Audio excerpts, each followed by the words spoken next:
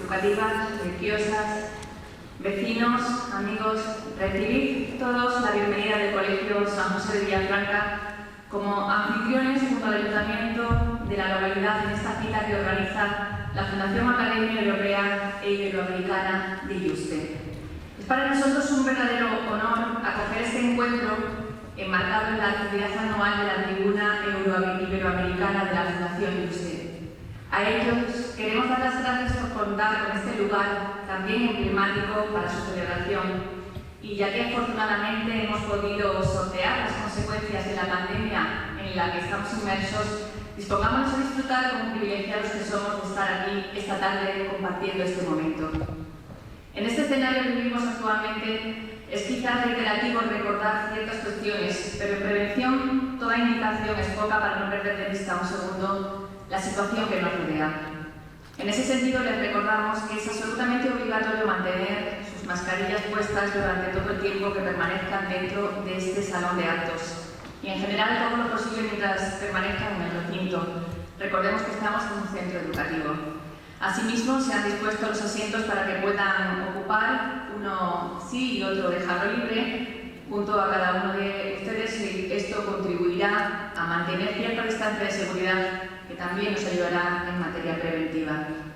Volviendo a esta convocatoria, he de decir que fue un verdadero varapalo tener que sustentarla en su momento. Recordamos que estaba inicialmente prevista para el 13 de marzo de 2020, pero que llegamos a esta jornada y llegamos con más ganas si cabe, a pesar de que la espera y todo lo que hemos vivido entre ambas citas ha supuesto un cúmulo de vivencias que no hubiésemos soñado ni en nuestras peores pesadillas. Pero el nuestro es mirar al futuro, con los pies firmes en el presente que nos congrega finalmente en este salón de actos que hoy luce sus mejores galas para un evento que así lo merece. Por este escenario han pasado numerosas intervenciones, principalmente centradas en el ámbito cultural y también religioso. Y este encuentro con nuestra Carta Magna, de la que acabamos de celebrar un nuevo aniversario, viene a engrandecer sin duda los momentos más destacados en la historia de esta institución educativa que está cercana ya a cumplir sus 129 años de vida, ligada al desarrollo formativo de nuestra región extremeña y llevando a gala la marca que nos imprime la Compañía de Jesús.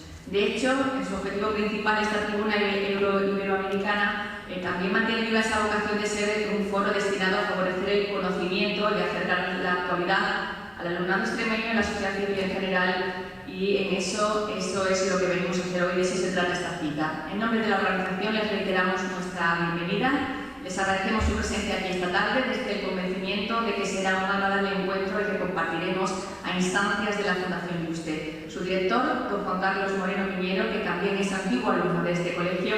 va a dirigirles la palabra a continuación y es a él a quien corresponde la presentación oficial del invitado que protagonizará el evento que hoy nos reúne. Por la venia, señor presidente, señor alcalde y corporación municipal de Villafranca de los Barros, señor director del Colegio San José, señor presidente de la Audiencia Provincial de Badajoz, señor director general de Agricultura y Ganadería de la Junta de Extremadura, señor vicepresidente de la excelentísima Diputación Provincial de Badajoz, señores diputados de la Asamblea de Extremadura, que hoy nos honran con su presencia, coronel, director del Centro de Formación de Tropa número 1, autoridades, señoras y señores, buenas noches. Todo estaba previsto para que el 13 de marzo de 2020, en este bellísimo salón de actos del Colegio San José, el presidente del Tribunal Constitucional, don Juan José González Rivas, pronunciara la conferencia que llevaba por título la Constitución Española, la Ley Orgánica 2/79 y el 40º aniversario del Tribunal Constitucional, la Constitución Española y la Unión Europea. Desde unos días antes, la preocupación en España era creciente por un extraño virus llegado de lejos y que estaba causando las primeras víctimas mortales en todo el mundo. Poco se sabía, pero mucho se temía. El 10 de marzo me llamó el señor González Rivas para decirme que ante la incertidumbre del momento creía más oportuno no moverse de Madrid y permanecer al frente del Tribunal Constitucional por lo que pudiera pasar, pidiendo disculpas por las molestias que la suspensión ocasionaría y comprometiéndose a venir a Villafranca tan pronto como las circunstancias lo permitan. El 14 de marzo, el Gobierno de España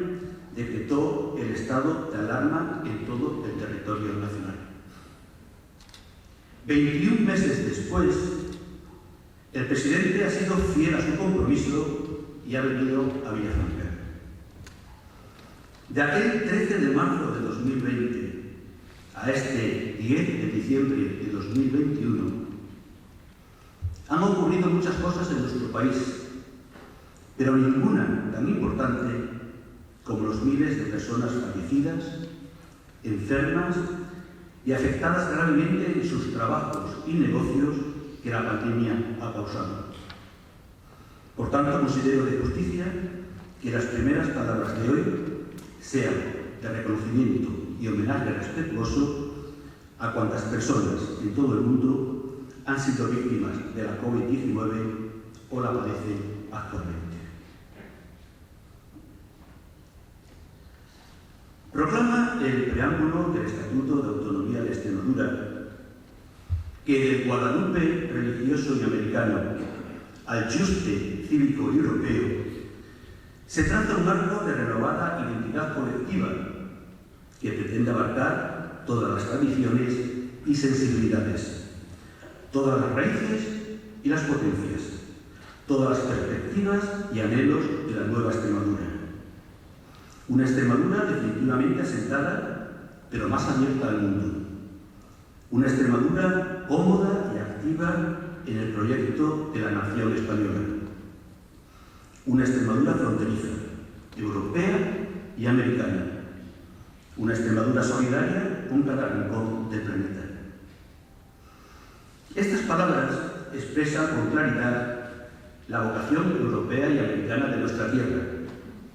forjada a través de los siglos, y constituyen el sustento ideológico sobre el que se construyó la Fundación Academia Europea e Iberoamericana de Juste, una fundación perteneciente al sector público fundacional de la Junta de Extremadura, que bajo la presidencia de honor de Su Majestad el Rey, tiene como misión ser lugar de encuentro entre Europa e Iberoamérica, para contribuir a la promoción de la democracia, el respeto a los derechos humanos, el fomento de la paz y la concordia internacional, así como el desarrollo integral, armónico, equilibrado y sostenible de todos los pueblos y naciones, especialmente mediante la promoción de la cultura, la investigación, la difusión del conocimiento, la integración social y la promoción del multilingüismo. Por ello resulta lógico que la Fundación tenga dos de sus sedes en los monumentos históricos que más representan el carácter europeo e iberoamericano de Extremadura: el Real Monasterio de San Jerónimo de Juste y el Real Monasterio de Nuestra Señora de Guadalupe. El primero, el lugar en el que murió Carlos V,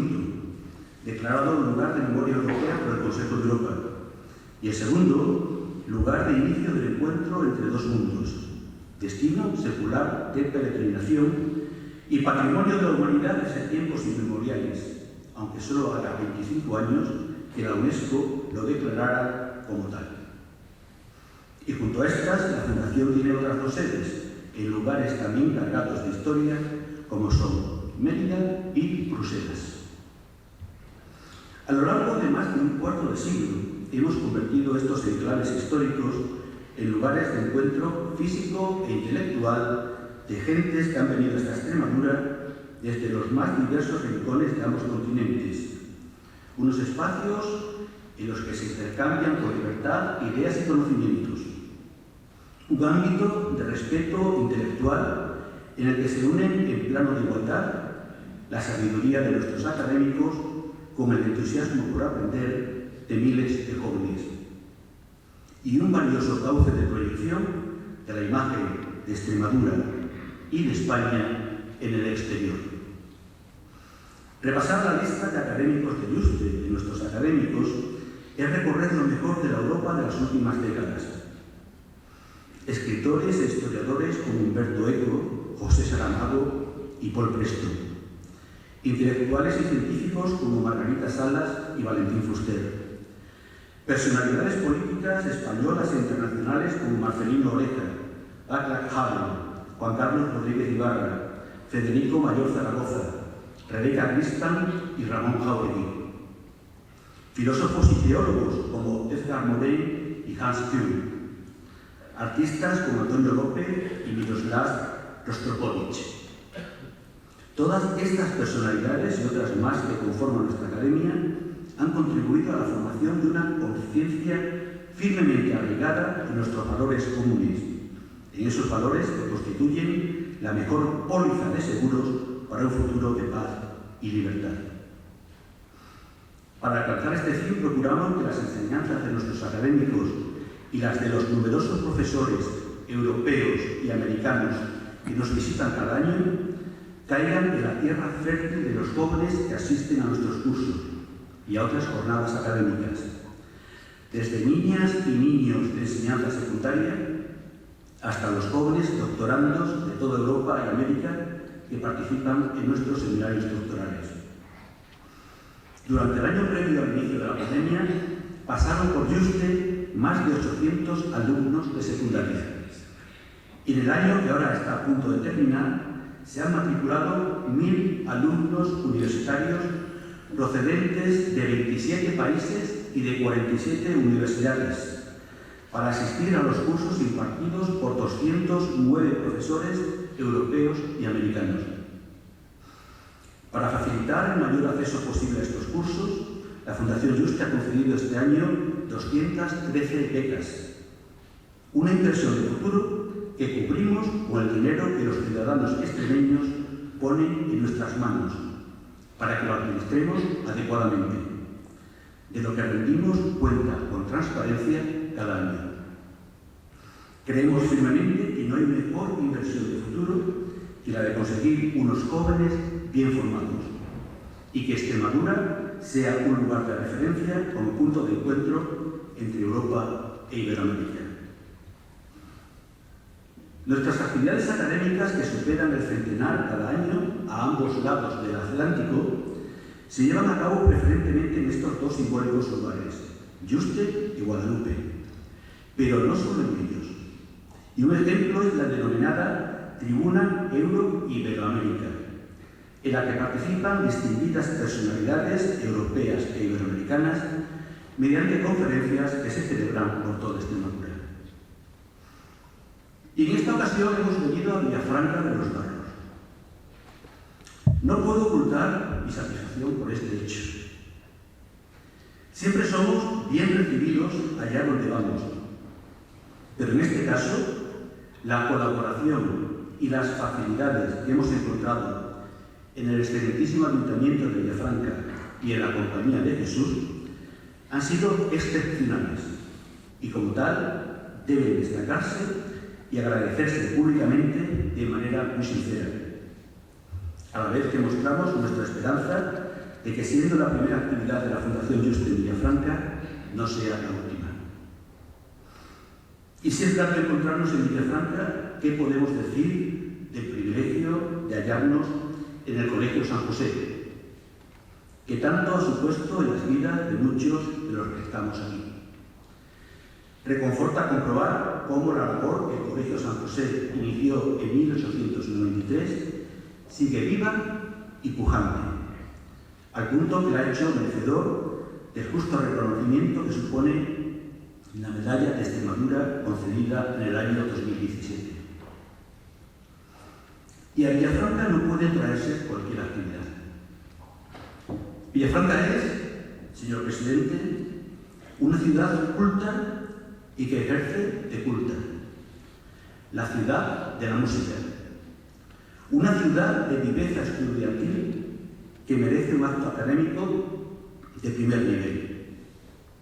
Y de primerísimo nivel es el que tengo el honor de presentarles. La conferencia de hoy, que tiene por título La importancia de la Constitución española en su 43º aniversario,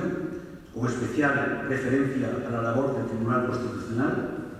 va a ser impartida por don Juan José González Rivas, presidente emérito del Tribunal Constitucional. Nacido en Ávila, cursó la licenciatura de Derecho en la Universidad Complutense de Madrid con un brillante expediente académico. En la misma universidad se doctoró en Derecho, obteniendo la máxima calificación de sobresaliente cum laude con la tesis La justicia constitucional, Derecho comparado y español. Aprobó las oposiciones de ingreso en la carrera judicial con tan solo 24 años de edad. En la carrera judicial ostenta los títulos profesionales de juez de primera instancia e instrucción, magistrado y magistrado por oposición de lo contencioso administrativo con el número 1 de su promoción. Ha presidido la Sala Cuarta de lo contencioso administrativo de la Audiencia Territorial de Madrid, ascendiendo posteriormente a magistrado del Tribunal Supremo, ostentando durante años la presidencia de la sección séptima de la Sala Tercera de dicho tribunal. Desde el 23 de julio de 2012 es magistrado del Tribunal Constitucional, designado a propuesta del Congreso de los Diputados, y por Real Decreto 281/2017 de 22 de marzo se nombró presidente del Alto Tribunal, cargo en el que ha permanecido hasta el pasado 18 de noviembre. Entre otros títulos profesionales ostenta los de letrado del Ministerio de Justicia, letrado del Consejo General del Poder Judicial y letrado de carrera del Tribunal Constitucional. Fue secretario general adjunto y es el número 2 en el escalafón del cuerpo de letrados del Tribunal Constitucional. En el ámbito de la docencia ha sido profesor de Derecho Constitucional en la Facultad de Derecho de la Universidad Complutense de Madrid, en la Fundación Universitaria San Pablo CEU y en la Escuela Judicial. Ha sido profesor de Derecho Público, Administrativo y Constitucional en la Escuela de Práctica Jurídica de la Universidad de Comillas, en la Facultad de Derecho de dicha universidad y en la Escuela de Práctica Jurídica de la Universidad Complutense de Madrid. Esta relación de méritos no es sino el reflejo de una vida dedicada al estudio y al trabajo. Una vida forjada a base de mucho esfuerzo. Nadie podrá decir que le ha regalado nada. Pero por encima de todos estos méritos, además de su muy sólida formación jurídica y de una vastísima cultura que le hace dominar numerosos campos del saber, debo decir, porque me consta, que don Juan José es sobre todo una persona buena y sencilla, profundamente humana. Ha ejercido sin mancha y sin sombra de sospecha alguna una de las más altas magistraturas de España, la presidencia del Supremo Intérprete de la Constitución y también la presidencia del Tribunal que tutela y ampara nuestros derechos fundamentales. Y tan alta función la ha desempeñado con una elegancia y con una discreción encomiables, especialmente en estos tiempos de sobreexposición, tratando con suma racionalidad jurídica asuntos que afectan a la convivencia nacional y que por estar en la mente de todos resulta innecesario citar. En su discurso de despedida del Tribunal Constitucional, el señor González Rivas señaló que la labor del magistrado ha de ser honesta, constante y discreta, lejos de la crispación. Y como compendio de su trabajo al frente del tribunal dijo que lo había desempeñado con profesionalidad, lealtad institucional, colegialidad, actitud de servicio e independencia. Estas han sido características no solo de su mandato, sino también de toda su vida profesional. Don Juan José no es un juez mediático, sino que es un profesional que se aleja de los focos, excepto del foco de su mesa de trabajo, que ha permanecido siempre encendido hasta altas horas de la noche. Ahora que ha cesado en sus funciones y ha decidido acogerse a un merecido retiro, seguirá siendo un militante más en defensa de la Constitución española, no en primera fila, sino en retaguardia. Y ya sabemos que desde la retaguardia también se ganan batallas. Por eso debo públicamente darle las gracias no solo por su presencia esta noche en Villafranca de los Barros, sino especialmente por su trabajo callado y eficaz durante estos años. Agradecimiento que estoy seguro, señor presidente, le hago llegar en nombre de todos los presentes. Concluyo agradeciendo a todos ustedes su presencia, convencido como estoy de que no solo han venido a escuchar a un gran orador y a un excelente jurista, sino también, de forma muy comprometida, han venido a un acto que gira en torno a la Constitución española de 1978, la norma suprema que a todos nos iguala y el instrumento jurídico que los españoles nos dimos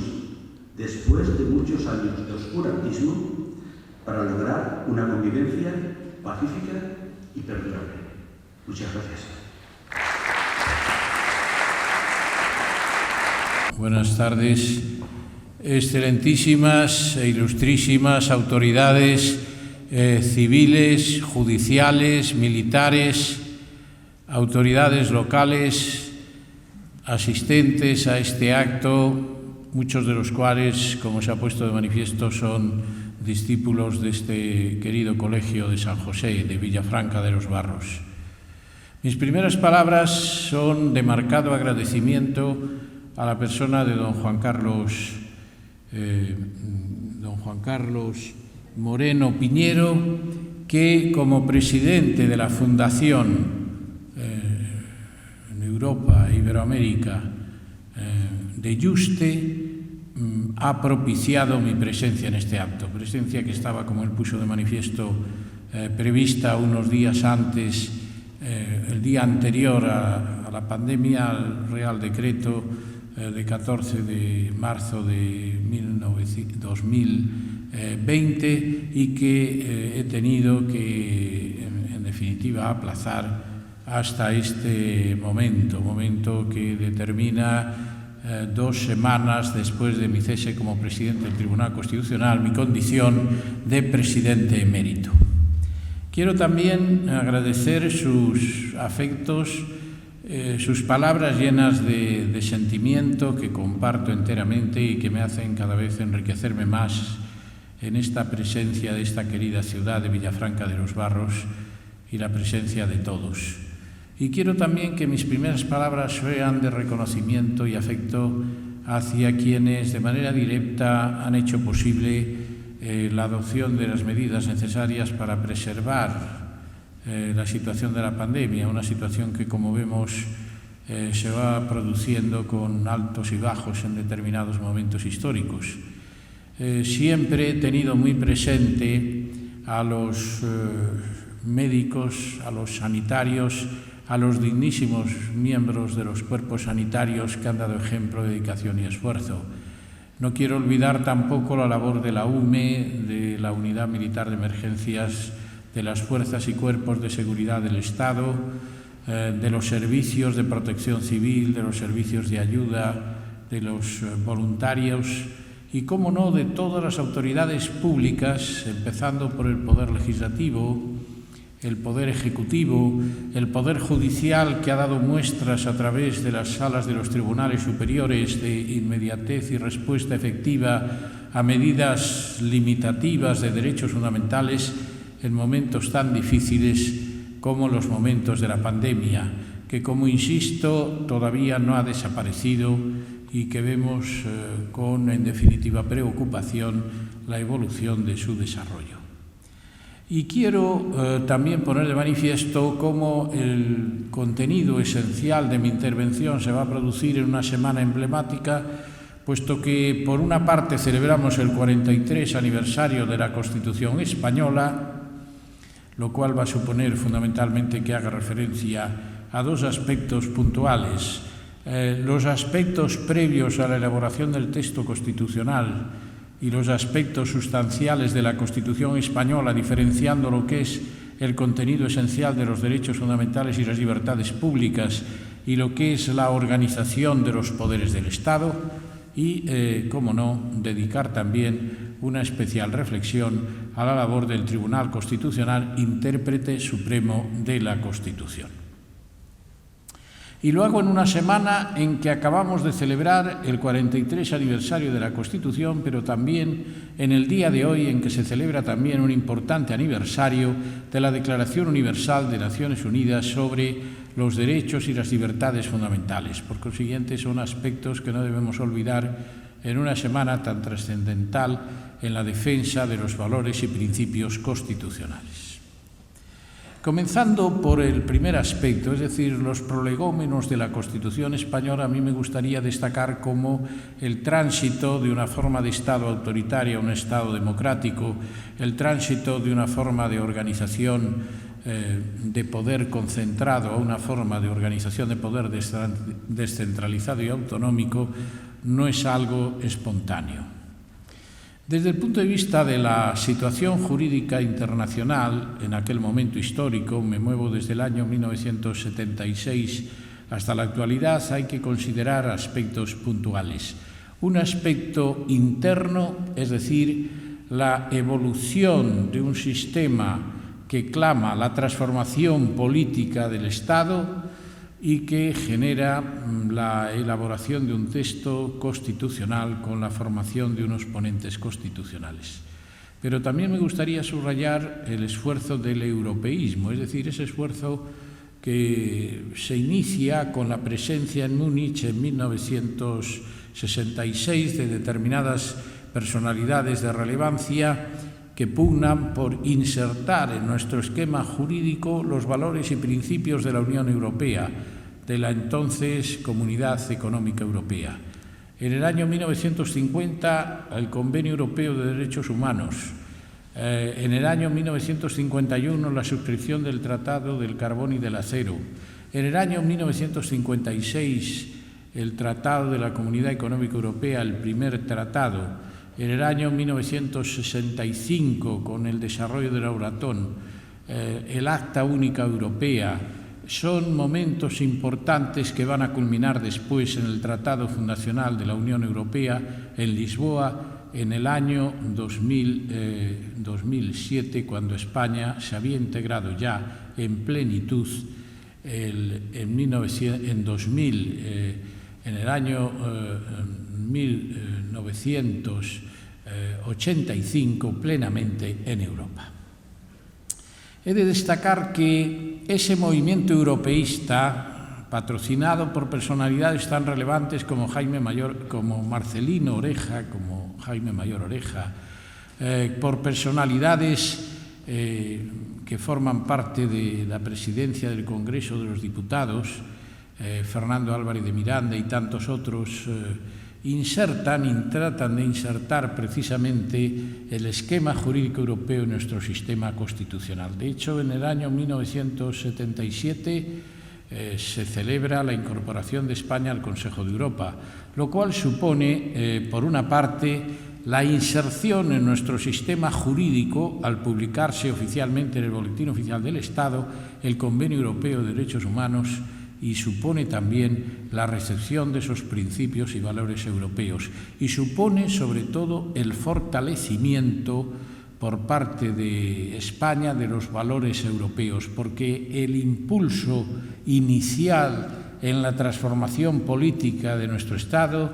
se produce con el apoyo europeo. Ese impulso del año 1977, que va a tener su reflejo interno en la aprobación en el mes de junio del año 1976 de la primera ley de reforma política, la octava ley fundamental, que va transformando el esquema precedente, la celebración del referéndum de las Cortes Constituyentes como elemento determinante y la elaboración de una ponencia constitucional con 3 representantes del Partido de Unión de Centro Democrático, un representante del Partido Alianza Popular, un representante del Partido Socialista, un representante del Partido Comunista, un representante de Convergencia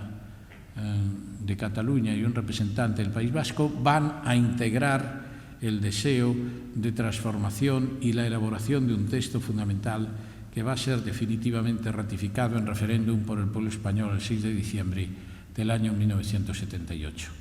Y a partir de ahí, fundamentalmente, con la influencia europea y con la influencia de los ponentes constitucionales, en un momento histórico en que todas las fuerzas políticas coexisten en un sistema de concordia, de pacto y de consenso, se elabora un texto constitucional. Un texto constitucional muy avanzado en el momento de su aprobación, en la época en que se desarrolla. La Constitución de 1978, que ha tenido y sigue teniendo una vigencia de 43 años, que representan el periodo más importante de transformación y de paz en nuestro sistema jurídico-político, se inserta dentro de lo que es el constitucionalismo histórico español. Hubo una primera Constitución en 1812, la Constitución de Cádiz. Después se desarrolla el Estatuto Real en 1834. La Constitución de 1845. Aparece después algunos proyectos de Constitución, como el proyecto de Bravo Murillo en 1850-1852, y después la Constitución progresista de 1869 hasta la Constitución canovista de 1876. Pero me gustaría destacar también muy brevemente ese periodo histórico, porque a partir de 1869 se van a elaborar los grandes textos normativos que van a dar solidez al sistema jurídico. La redacción del Código Civil, el Código Penal, la redacción de la Ley de Enjuiciamiento Civil, de la Ley de Enjuiciamiento Criminal, del Código de Comercio, la redacción de la Ley Provisional Orgánica del Poder Judicial, que se desarrolla en ese momento histórico. Pues bien, la Constitución española de 1978 responde al esquema superando aspectos conceptuales que nos llevarían a la consideración de la obra de Hans Kelsen, el jurista vienés, cuando nos habla de una construcción formal positivista del derecho, la Constitución como norma fundamental, o el sistema decisionista de Carl Schmitt, que habla de la Constitución como decisión fundamental. Lo cierto es que, a efectos de nuestra comprensión, la Constitución representa 2 grandes aspectos esenciales que no son exclusivos de España, sino también de nuestro sistema europeo y de los sistemas mundiales, que es la definición del contenido de los derechos fundamentales y las libertades públicas, y es la dinámica organizativa de los poderes del Estado. A eso responden los postulados constitucionales. Y en este sentido decimos que la Constitución española de 1978 nos aporta elementos fundamentales que tienen que ver con esa ratificación inicial del Convenio Europeo de Derechos Humanos, de los pactos de derechos civiles y políticos, de los pactos de derechos económicos, sociales y culturales de Nueva York, y tienen también que ver fundamentalmente con la valoración esencial de lo que es el contenido esencial del derecho y la proyección en el esquema europeo y comparado en todos los países. La Constitución italiana de 1947, la Ley Fundamental de Bonn de 1949, que después se reelabora tras la reunificación alemana a partir de 1990, la Constitución francesa de la Quinta República de 1958, la Constitución portuguesa de 1975, son en definitiva textos constitucionales coetáneos a la aprobación de nuestro texto constitucional. Y de la Constitución lo primero que tenemos que extraer es, primero, un título preliminar que nos habla de la construcción de un Estado, España, como una sociedad democrática avanzada, que nos habla de una soberanía nacional que reside en el pueblo español y que nos habla de una monarquía parlamentaria como forma política de Estado. Y para quienes nos dedicamos al mundo del derecho, efectivamente hay un precepto importante que es el artículo 9, en donde se delimita por una parte la necesidad de que todos los poderes públicos están sujetos a la Constitución y al resto del ordenamiento jurídico. Hay una cláusula en su párrafo segundo, que es la cláusula de transformación del Estado, cuando dice que corresponde a esos poderes públicos potenciar los valores esenciales de nuestra convivencia y remover los obstáculos que impidan o dificulten el desarrollo de esas libertades y derechos. Y finalmente hay una referencia al principio de legalidad, al principio de jerarquía normativa, al principio de irretroactividad de las normas restrictivas de derechos fundamentales, al principio, en definitiva, de valoración del derecho, porque la Constitución implica límite al ejercicio del poder. Pero además, el texto de la Constitución va a reconocer un aspecto sustancial que es el de la dignidad de la persona humana, erigiendo a la persona el centro fundamental de la vida pública y política. Y ha de establecer también que la interpretación de los derechos y las libertades no solo se sujetan al texto constitucional español, sino también a lo establecido por los tratados y acuerdos internacionales. Quiere decir que la adopción de esa jurisprudencia, que en el caso del Tribunal Constitucional se produce desde la primera sentencia de 26 de enero de 1981, aspectos como el derecho a la igualdad, el derecho a la tutela, etcétera, se complementan en coherencia con la jurisprudencia del Tribunal Europeo de Derechos Humanos, que ya había establecido con anterioridad el contenido sustancial de la igualdad, la evitación de la discriminación o el respeto a la tutela efectiva. Por consiguiente, debemos ser conscientes de que nuestro texto constitucional tiene como protagonismo esencial la defensa de los derechos fundamentales, de las libertades públicas, de los derechos y deberes y de los principios rectores de política social y económica. Si analizamos sistemáticamente el texto de nuestra Constitución, la sección primera del capítulo segundo del título primero, cuando abarca los artículos 14 a 29 y 30 en lo que se refiere a la objeción de conciencia, está reconociendo derechos fundamentales y libertades públicas: igualdad, integridad física, libertad ideológica, libertad personal, honor, libertad de circulación, libertad de expresión, derecho de manifestación, acceso a los cargos y las funciones públicas, contenido de la tutela judicial efectiva, que de alguna forma se proyecta en el reconocimiento del acceso a los tribunales, la satisfacción de la pretensión, la ejecución de las resoluciones o aspectos procesales, el derecho de defensa, la presunción de inocencia, el derecho a un proceso público sin dilaciones indebidas, el derecho a la práctica de los medios de prueba pertinentes. Pero además reconoce el principio de legalidad, reconoce la libertad sindical, el derecho de huelga, el derecho de educación, reconoce en definitiva el derecho de petición. Y esos derechos se tutelan esencialmente por la vía de la protección de los derechos fundamentales y de las libertades públicas a través de un procedimiento sumario ante los tribunales ordinarios y, en su caso, por la vía subsidiaria del recurso de amparo ante el Tribunal Constitucional.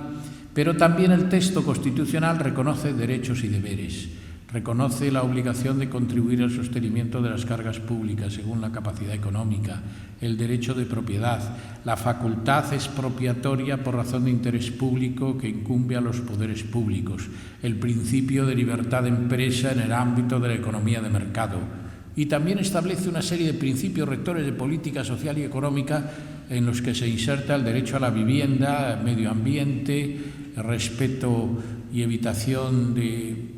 prejuicios al clima, en este momento de preservación de los aspectos sustanciales del medio ambiente y del clima, protección a la tercera edad, a la juventud, a la infancia, etc. Esos principios rectores de política social y económica de los que se viene hablando con reiteración de manera más inmediata, que algunos de ellos, como el derecho a la vivienda, el derecho a la salud, pudieran integrarse como derecho fundamental o libertad pública, informan la legislación positiva, la práctica judicial y la actuación de los poderes públicos. Y además, el texto de nuestra Constitución no solo establece ese catálogo de derechos y deberes, porque en definitiva no solo consiste en el reconocimiento del derecho, también hay que reconocer la existencia de obligaciones que dimanan y forman parte del contenido de toda relación jurídica. El texto de nuestra Constitución lo que hace fundamentalmente es delimitar el alcance y contenido de los poderes del Estado. En primer lugar, del poder legislativo, es decir, de las cámaras legislativas, el Congreso de los Diputados y Senado en el ámbito estatal, los parlamentos regionales o asambleas legislativas de las comunidades autónomas en el ámbito regional. En segundo lugar, establece los mecanismos de control del Ejecutivo con las Cortes o con las asambleas legislativas a través de los ruegos, preguntas, interpelaciones, comisiones de seguimiento en los parlamentos regionales y en el propio Estado. Establece también las bases esenciales del gobierno del Estado, del Ejecutivo, que ha de ejercitar las acciones necesarias en defensa de la acción civil, militar, la potestad reglamentaria, la función ejecutiva, junto con la administración pública, que sirve con objetividad a los intereses generales y cuya legalidad controla la jurisdicción contenciosa administrativa. Y finalmente el Poder Judicial, es decir, los jueces y tribunales que integran ese Poder Judicial, el tercer poder esencial del Estado, cuya función esencial es juzgar y ejecutar, seleccionar la norma, aplicarla al caso concreto, resolver la cuestión planteada, facilitar el acceso a los recursos legales procedentes, dar respuesta a las debidas pretensiones. Todo ello ejercido por jueces y magistrados integrantes del Poder Judicial, independientes, inamovibles, sometidos al imperio de la ley. En mis intervenciones siempre he tenido un momento de reconocimiento especial para los jueces y magistrados que ejercen la función jurisdiccional, que desempeñan un papel fundamental en el fortalecimiento del Estado de Derecho. Un Estado de Derecho que no solo se inserta en nuestro esquema jurídico constitucional, porque en él se produce la división de poderes, la sumisión de los poderes a la Constitución y al resto del ordenamiento jurídico, sino que se proyecta también en el ámbito europeo, en el ámbito de los derechos esenciales. Asistimos a un momento en que los últimos informes de la Comisión Europea insisten también de manera reiterada en la necesidad de fortalecer el Estado de Derecho, evitar planteamientos como recientes pronunciamientos del Tribunal Constitucional de Hungría o de Polonia, que ponen en duda el principio de primacía de la Unión Europea, cuando la Unión Europea, artículos 2, 4 y 6 del Tratado Fundacional de Lisboa, sienta las bases de la libertad, la justicia, la democracia, los valores que hacen a través del pluralismo, el desarrollo de los sistemas democráticos, el fomento de la convivencia, la potenciación de los valores cívicos, en definitiva, el progreso de los pueblos. Además de esa, diríamos, institucionalización clara de los derechos y deberes, y a través de la conformación de un sistema estructural de poderes del Estado, nuestra Constitución transforma el esquema jurídico unitario de ordenación política a un esquema de ordenación autonómica, es decir, crea un Estado compuesto que se integra a nivel estatal con la Administración Central del Estado, a nivel autonómico o regional con las comunidades autónomas, regidas por los estatutos de autonomía como norma institucional básica, regidas por un ejecutivo autonómico, por un legislativo, asamblea o parlamento regional, y además, fundamentalmente, propiciando los mecanismos de control de esa asamblea a los órganos ejecutivos o de gobierno. Y finalmente materializa la creación y puesta en funcionamiento de los tribunales superiores de justicia, que se erigen en intérpretes auténticos del derecho autonómico en el ámbito que les es propio, porque no olvidemos que la relevancia y pertinencia del derecho estatal invocado en los procesos puede después dar lugar fundamentalmente a la sustanciación y desarrollo de recursos de casación que superen el interés objetivo casacional, que accedan al Tribunal Supremo y que finalmente, por vía de amparo ante el Tribunal Constitucional de manera subsidiaria, puedan ser objeto de conocimiento por parte de este tribunal. Es importante subrayar esta segunda perspectiva, la ordenación autonómica, porque el sistema jurídico español,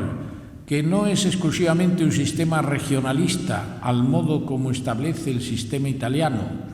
veamos por ejemplo la obra de Vandelli, la obra de Bergottini, de tantos importantes constitucionalistas italianos, ni es tampoco un estricto esquema federal, influenciado obviamente por el sistema alemán de los Länder, sino un sistema intermedio,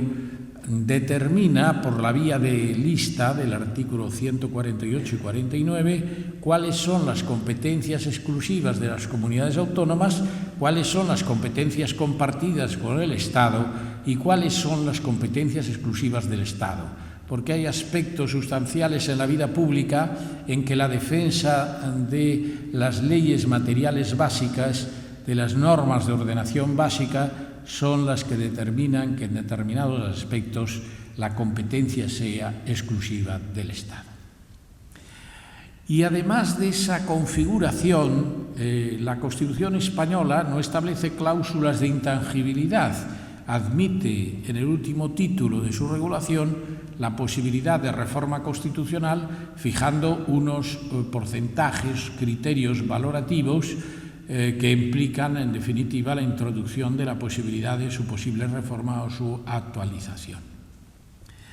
Y la tercera parte de mi reflexión tiene que ver fundamentalmente con la dinámica organizativa de los poderes. ¿Cuál es el órgano llamado a interpretar auténticamente la Constitución y cuál es el órgano llamado a dirimir conflictos de atribuciones o competencias entre el Estado, sus órganos constitucionales o entre el Estado y las comunidades autónomas? Pues es el Tribunal Constitucional regulado en nuestro texto constitucional. Por eso voy a dedicar, de una manera un tanto sucinta, la última etapa de mi reflexión a la importancia y trascendencia del desarrollo de la actividad de nuestro Tribunal Constitucional. En primer lugar, el Tribunal Constitucional tiene unas misiones sustanciales en sus contenidos competenciales. Velar por la primacía de la ley, por la suprema vigencia de la Constitución, por la pervivencia del valor de la Constitución como norma suprema del Estado. Ello se materializa a través de dos mecanismos sustanciales. El mecanismo del recurso de inconstitucionalidad, en virtud del cual se interpone ante el Tribunal Constitucional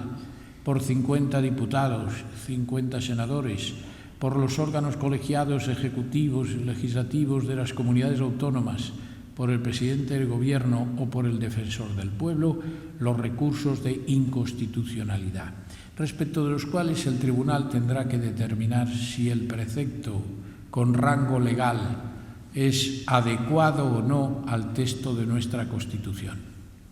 Por consiguiente, determinará o bien la estimación del recurso, o bien su desestimación, o bien la estimación parcial.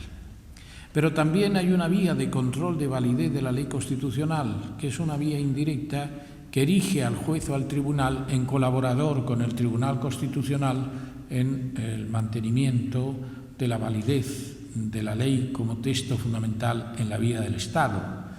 Es, en definitiva, el planteamiento de cuestiones de inconstitucionalidad por parte de los jueces y tribunales ante el Tribunal Constitucional cuando dudan de la validez de la ley aplicable al caso, porque entienden que esa ley puede ser inconstitucional. Y el tribunal tendrá que resolver si la duda es o no adecuadamente planteada, lo cual se verá en la fase de admisión del recurso, para depurar si estamos ante una cuestión notoriamente infundada o ante una cuestión válidamente planteada, y el tribunal tendrá que valorar si esa duda de validez se ha promovido cumpliendo los requisitos de forma y una vez concluso el proceso. En el órgano ordinario judicial se suspenderá el proceso hasta tanto resuelva el Tribunal Constitucional la validez de la ley, pero será el órgano judicial ordinario el que al final tenga que resolver la cuestión civil, penal, contenciosa, laboral, de menores, de familia, etcétera, que se plantee en el proceso concreto. Por consiguiente, hay dos vías esenciales de control: el recurso directo, la cuestión de inconstitucionalidad. Pero quien armoniza los posibles conflictos de atribuciones entre los órganos constitucionales del Estado, Congreso, Senado, Gobierno y Consejo General del Poder Judicial es también el Tribunal Constitucional, que está llamado a dirimir conflictos de atribuciones. Si el Parlamento asume una competencia que no le corresponde y se interfiere en el Gobierno, o el Gobierno asume una competencia que no le corresponde porque corresponde a las Cortes o corresponde al Consejo del Poder Judicial, son órganos que pueden generar conflictos de atribuciones. El Tribunal Constitucional tendrá que determinar cuál es el órgano competente en estas materias. Pero además, si surgen conflictos entre el Estado, las comunidades autónomas o las comunidades entre sí, imaginemos que hay un conflicto de una competencia entre dos comunidades autónomas o un conflicto de competencia sobre una determinada materia asumida por el Estado y que la comunidad autónoma entiende por su propio estatuto de autonomía que corresponde a esa comunidad autónoma, el tribunal tendrá que dirimir ese conflicto determinando precisamente cuál es el órgano competente. Es importante destacar en este sistema de conflictos competenciales la trascendencia de la reforma del artículo 33 de la Ley Orgánica de nuestro Tribunal Constitucional, que introdujo la creación y puesta en funcionamiento de comisiones bilaterales entre el Estado y las comunidades autónomas que se han erigido en una vía importante de solución extrajudicial del conflicto. Si observamos las estadísticas del Tribunal Constitucional en los últimos años, vemos que desciende sustancialmente el planteamiento de conflictos de competencia entre el Estado y las comunidades autónomas, precisamente porque la vía de la anuencia, la vía del acuerdo, evita el surgimiento del conflicto. Este tema causó también en un seminario que tuvimos en el Tribunal de Karlsruhe. El Tribunal Constitucional alemán tiene su sede en Karlsruhe. Tuvimos un seminario en el año 2018 de una gran intensidad con el Tribunal Constitucional de Karlsruhe, y ahí se defendieron claramente estos posicionamientos, siendo marcadamente tenidos en cuenta estas vías de anuencia por parte del Tribunal alemán. Y también, esencialmente, si hemos dicho que la Constitución implica un esquema sustancial de derechos fundamentales y de libertades públicas, la garantía de esos derechos fundamentales se instrumentalizan prioritariamente y primigeniamente por los jueces y tribunales ordinarios. Pero si las resoluciones que dictan no están adecuadas a los razonamientos que las partes entienden, pueden subsidiariamente, la vía subsidiaria, interponer recurso de amparo ante el Tribunal Constitucional. Por consiguiente, el amparo constitucional se erige como un proceso autónomo al margen del proceso judicial, porque el Tribunal Constitucional no es poder judicial, que puede dar lugar o bien al amparo parlamentario, es decir, actos o resoluciones de los órganos de gobierno de las cámaras legislativas, que no son leyes o normas con fuerza de ley, sino que son actos con contenido gubernativo, por ejemplo, una junta de portavoces, una adopción de acuerdo por parte de la Mesa como órgano de gobierno del Congreso o del Senado, puede motivar un recurso de amparo directo ante el Tribunal Constitucional. Y, en segundo lugar, los amparos contra resoluciones judiciales. El amparo contra resolución judicial tiene dos perspectivas: el amparo contra actos administrativos vía de hecho de los poderes públicos, actos expresos, presuntos o tácitos, que genera la posible intervención previa de la jurisdicción contenciosa administrativa, y el amparo contra resoluciones judiciales, es decir, providencias, autos o sentencias que exigen que se haya agotado la vía judicial, que se invoca el derecho fundamental y que se impute a la resolución judicial la vulneración del derecho fundamental o de la libertad pública. Por consiguiente, en definitiva, nos encontramos con que todos los mecanismos conjuntados, debidamente articulados, tanto el ejercicio de los derechos fundamentales como la actuación de los poderes públicos, como la intervención del Tribunal Constitucional como órgano que en definitiva dirime los conflictos a nivel constitucional, son aspectos, perspectivas básicas que nos conciernen a todos los ciudadanos. Pero además tenemos que tener siempre muy presente la mirada en Europa, nuestra integración como miembro de la Unión Europea. España en el año 1985, junto a Portugal y Grecia, se incorporó de pleno derecho a la Unión Europea. Somos ciudadanos europeos. Las decisiones europeas, el ECOFIN, la reunión de ministros de Economía en la Unión Europea nos fijan aspectos sustanciales. La Constitución española ha tenido dos reformas parciales. La del artículo 13.2, cuando habla del derecho de sufragio activo y pasivo en las elecciones locales por parte de los ciudadanos que se integran en nuestra comunidad. Y un segundo aspecto en el que me gustaría sustancialmente destacar, la referencia a la Unión Europea cuando en el artículo 135 se introduce la referencia al principio de estabilidad presupuestaria. Una sentencia de la que yo fui ponente el 18 de diciembre del año 2014 valoró muy positivamente el alcance y contenido de ese principio de estabilidad presupuestaria en coherencia con los principios ordenadores de la Unión Europea. Por consiguiente, hemos de ser conscientes de nuestra relación intensa con la Unión Europea como miembros de pleno derecho.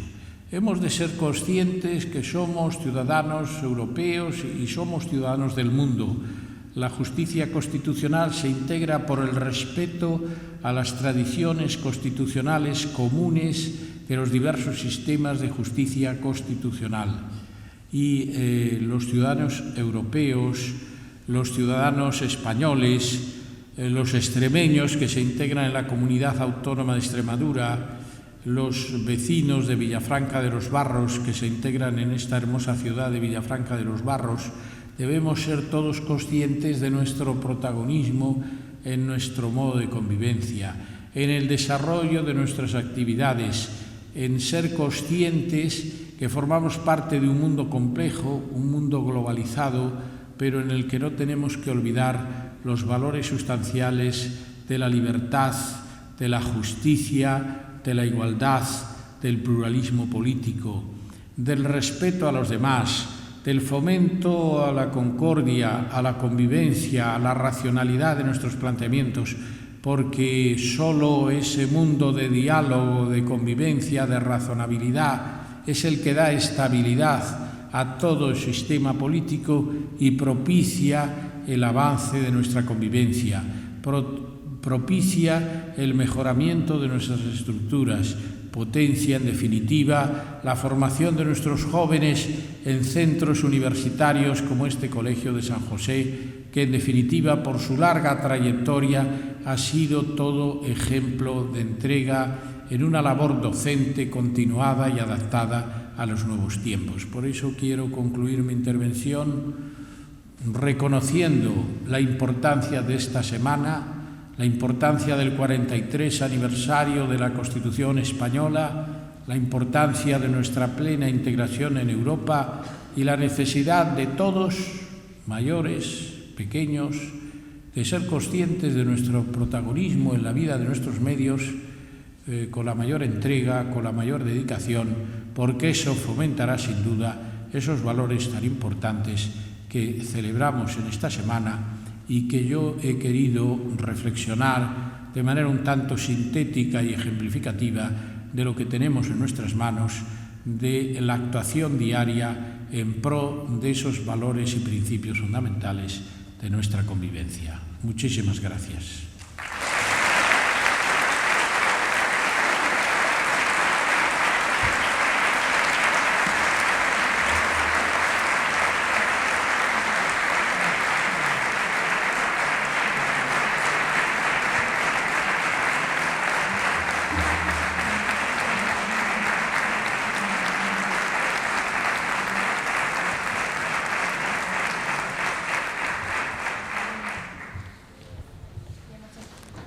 Sí, ahora. Muchas gracias, señor González Rivas,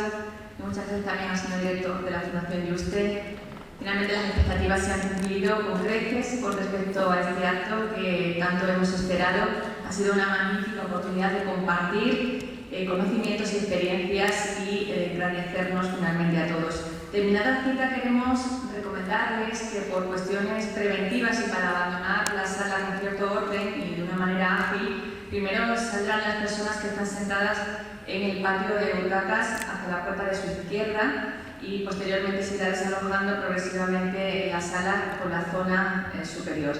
Recordarles también que tienen una salida directa hacia los apartamentos justo desde esa zona, por lo cual no van a tener problemas. Les rogamos que eviten aglomeraciones en las puertas y que sigamos manteniendo este clima preventivo y de precaución que ha reinado en esta cita por el bien de todos. Les agradecemos su colaboración, su comprensión y aprovechamos también para desearles una feliz fiesta porque ya mismo estamos en Navidad y dada su proximidad en el calendario pues queremos aprovechar para hacerles esa felicitación. Ha sido un placer compartir esta cita con todos ustedes. Les deseamos que pasen un feliz fin de semana y muchas gracias por asistir.